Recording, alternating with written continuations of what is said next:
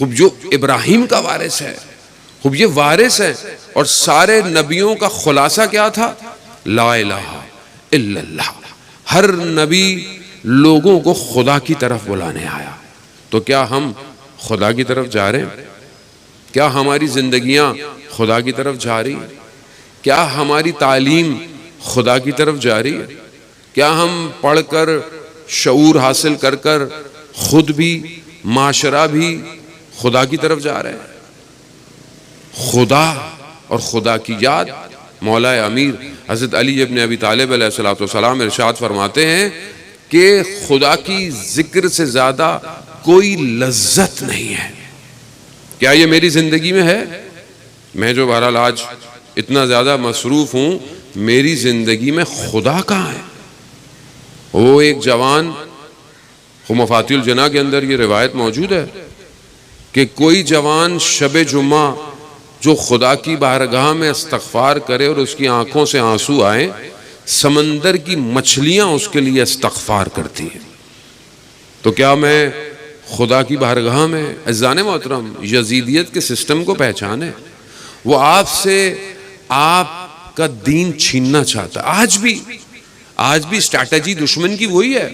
گو کہ انسان ترقی کر رہا ہے، آرٹیفیشل انٹیلیجنس ہے، مین مشین کمبائن سائبورگ ہوتا جا رہا ہے، چیٹ جی پی ٹی نے آپ کے تھیسس کے مسئلے حل کر دیے، آپ کو محنت کرنے کی ضرورت نہیں ہے۔ انسان جو ہے وہ کہاں جا رہا ہے؟ اس طرف جا رہا ہے۔ لیکن انسان ظاہری طور پر ارتقاء کر رہا ہے، لیکن باطنی طور پر تنزلی کی طرف ہے، اور کوئی نہیں بچا سکتا سوائے اس سسٹم کے، یہ جو جسے ہم ذکر حسین کہتے ہیں، چاہے وہ یونیورسٹی میں ہو، چاہے وہ مجلس میں ہو۔ جیسا کہ مولانا صاحب نے کہا کہ امام حسین کسی فرقے یا کسی سوچ کے نہیں ہے۔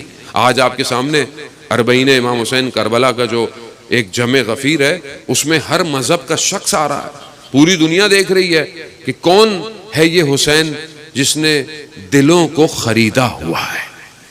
جب قلب پاک ہوں تو پھر وہ ذکر الہی میں مشغول ہوتے ہیں۔ خوب اپنے قلوب کو پاک کریں۔ آپ جو یہاں پڑھ رہے ہیں، آپ قوم کا معمار ہیں۔ آپ ہی کل مختلف جگہوں پہ جائیں گے، بیٹھیں گے۔ میری بہن بیٹیاں کل یہی مائیں بنیں گی، ان کے وجود سے پھر معاشرہ آگے کی طرف بڑھے گا۔ یہ جوان بیٹھے ہوئے کل ڈیفرنٹ ڈپارٹمنٹ میں ٹیچرز بھی ہوں گے، پڑھائیں گے بھی صحیح، کام بھی کریں گے۔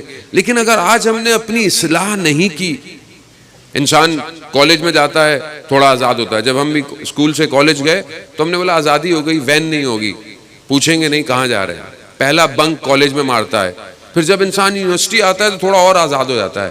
اب تو اور ماحول بڑا، وہ بھی کراچی یونیورسٹی، پتہ بھی نہیں کہاں کہاں کس درخت کے نیچے کیا، پوری دنیا اسی طرح گھوم رہی ہے۔ آزادی، خوب یہ آزادی جسے آپ ڈھونڈتے ہیں، کیا یہ آزادی ہے؟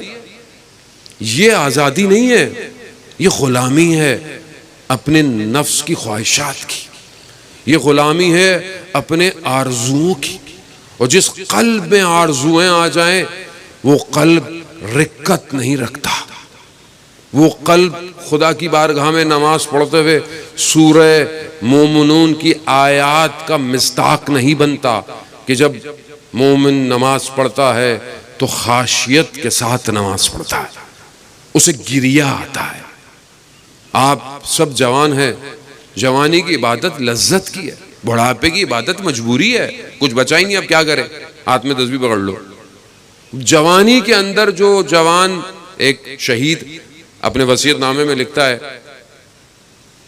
اور اس کا وصیت نامہ بعد میں پرنٹ ہوا، 8 سال کی جو عراق کی جنگ تھی اس کے اندر، وہ کہتا ہے کہ جب میں جوان تھا پروردگار تو مجھے سحر میں یعنی فجر سے پہلے اٹھاتا تھا، لیکن میں ناز کرتا تھا، میں کروٹ بدل کر سو جاتا تھا، تو چاہتا تھا مجھ سے بات کرے مگر میں کروٹ لے لیتا تھا۔ بچہ ہوتا ہے نا، بچے کو بیٹا بیٹا کھانا کھاؤ، ناز کرتا ہے، نہیں میرا پیٹ بھرا ہوا ہے، لیکن ماں کیا کرتی ہے؟ کوشش کرتی ہے کسی طریقے سے بچہ، خدا چاہتا ہے میرا بندہ مجھ سے بات کرے۔ دن میں تو میرا بندہ اتنا مصروف ہے کہ میری طرف توجہ نہیں ہے، سحر میں تھوڑی دیر تو مجھ سے بات کرے، مناجات کر۔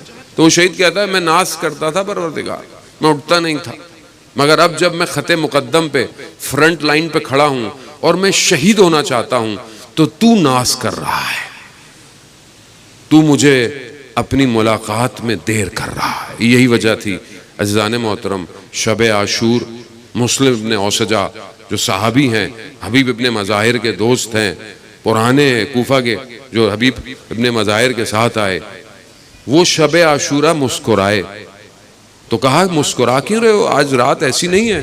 کہا میں اس لیے مسکرا رہا ہوں کہ میرے اور خدا کی ملاقات میں چند ساعتوں کا فاصلہ رہ گیا ہے۔